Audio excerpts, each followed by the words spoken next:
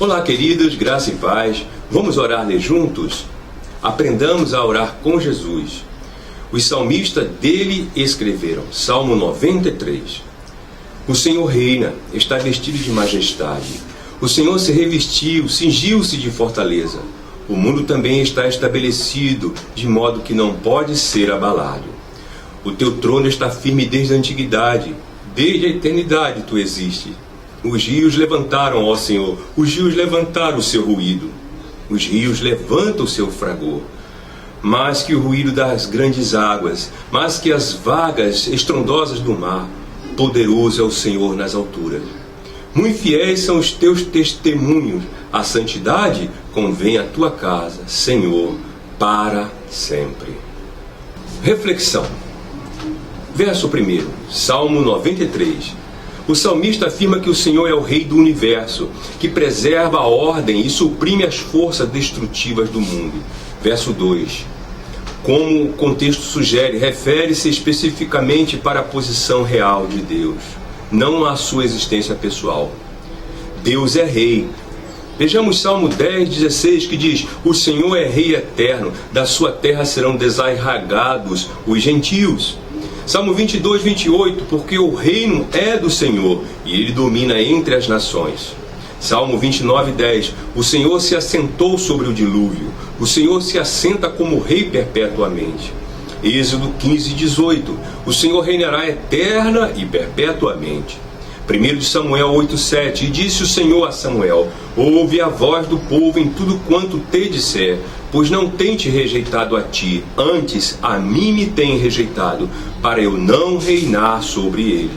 Isaías 33:22 encontramos um versículo muito interessante, porque o Senhor é o nosso juiz, o Senhor é o nosso legislador, o Senhor é o nosso rei, ele nos salvará. No reino de Deus, Deus preside os três poderes: judiciário, o Senhor é o nosso juiz; legislativo, o Senhor é o nosso legislador; executivo, o Senhor é o nosso rei. As duas prioridades de Deus.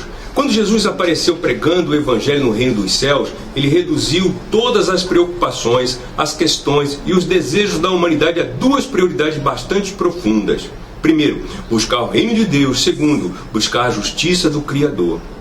Estas duas prioridades são extremamente importantes. Tudo mais é secundário. Com essa simples mensagem, Jesus lançou por terra todos os motivos que a maioria de nós tem para trabalhar todos os dias. Ele anulou todas as coisas que nos motivam a sair de manhã. Em vez de trabalhar para viver, devemos trabalhar a favor do reino e em busca de justiça. Se fizermos isso, como promete Jesus, Deus acrescentará tudo mais a nós. Os bens virão até nós sem que tenhamos de esforçar-nos ou preocupar-nos com eles. Essa é a maneira de pensar e viver no reino. No entanto, estamos tão fortemente programados para nos preocupar todos os dias com nossas previsões que é difícil aprendermos a pensar de outro modo. Deus deseja suprir nossas necessidades, mas enquanto insistirmos em cuidar disso com nosso próprio esforço, estaremos atando as mãos do Senhor. Em outras palavras, enquanto persistirmos em fazer do nosso jeito, nunca poderemos abrir a porta e ter acesso aos bens abundantes do reino dos céus. A autossuficiência e o esforço são as chaves erradas. A disposição, a cidadania no reino, e a posição, justificação, são as chaves que abrem essa porta. Se desejarmos fazer o princípio do acréscimo trabalhar a nosso favor, primeiro precisamos tornarmos súditos do reino por meio do novo nascimento pela fé em Cristo. E em segundo lugar, estar em consonância com as leis do reino. Se estes dois requisitos estiverem presentes, o Rei acrescentará tudo mais à nossa vida. Isto não é novo. Antes do Senhor Jesus pregar, o salmista, 1000 anos antes do nascimento de Jesus, escreveu, Salmo 37, confia no Senhor e faz o bem, habitarás na terra e verdadeiramente serás alimentado. Deleita-te também no Senhor, e Ele te concederá o que deseja o teu coração. Entrega o teu caminho ao Senhor, confia nele, e Ele tudo fará. Ele fará sobressair a tua justiça como a luz, e o teu juízo como o meio-dia. Descansa no Senhor e espera nele. Não te indignes por causa daquele que prospera em seu caminho, por causa do homem que executa astutos intentos. O princípio do acréscimo funciona com base na obediência, a observância fiel às leis do reino e um viver santo. Esses são os mesmos padrões que Deus sempre exigiu do seu povo. Vejamos as palavras de Moisés aos israelitas em Deuteronômio capítulo 30, verso 8. Converter-te-ás, pois, e darás ouvido à voz do Senhor. Farás todos os seus mandamentos que hoje te ordeno. E o Senhor teu Deus te dará abundância em toda a obra das tuas mãos, no fruto do teu ventre, e no fruto dos teus animais, e no fruto da tua terra para bem, porquanto o Senhor tornará a alegrar-se em ti para bem, como se alegrou em teus pais. Quando deres ouvido à voz do Senhor teu Deus, guardando os seus mandamentos e os seus estatutos, escrito neste livro da lei, quando te converteres ao Senhor teu Deus, com todo o teu coração e com toda a tua alma. Convém atentar para toda a justiça de Deus. O dízimo é apenas um dos aspectos. Veja o que Jesus falou a alguns religiosos. Mateus 23, 23. Ai de vós, escribas e fariseus, hipócritas, pois que dás o dízimo da hortelã, do endro e do cominho, e desprezais o mais importante da lei, o juízo, a misericórdia e a fé. Deveis, porém, fazer essas coisas e não omitir aquelas. Portanto, o dízimo é um dos aspectos. Não se pode omitir o dízimo. Também não deixar de observar o restante dos aspectos do reino de Deus. Não se trata de legalismo, mas de um modo de viver como Abraão viveu. Ele viveu antes da lei, e dele está escrito, Romanos 4, 3. Pois que diz a Escritura, creu Abraão em Deus, e isso lhe foi imputado como justiça. Agora o Senhor renova a sua promessa para a geração seguinte.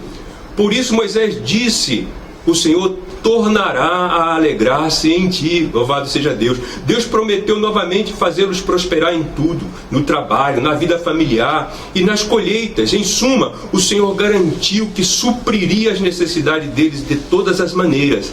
A exigência era que eles obedecessem às ordenanças do Criador, amando-o de todo o coração.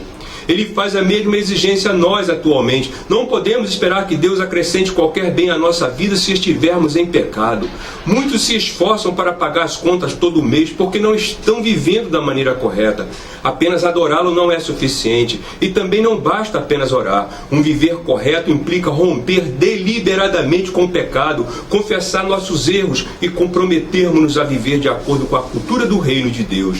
Para isso temos que deixar de lado a desonestidade, a imoralidade, o linguajar chulo, a fofoca, a calúnia, o engano, a inveja, o ciúme, o orgulho, as ambições egoístas e a mentira. Oremos como Abacuque. Ouvi, Senhor, a tua palavra e temi. Aviva, ó Senhor, a tua obra no meio dos anos. No meio dos anos, faze-a conhecida. Na tua ira, lembra-te da misericórdia. Abacuque, capítulo 3, verso 2. Caso não frequente o lar espiritual, procure e faça de uma comunidade onde Cristo seja Senhor, seja referência, seu lar.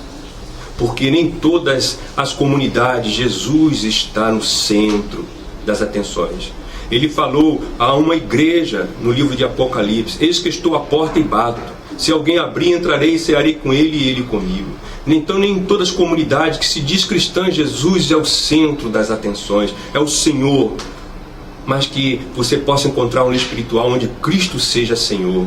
Um bom dia com a graça e a paz de nosso Senhor Jesus Cristo.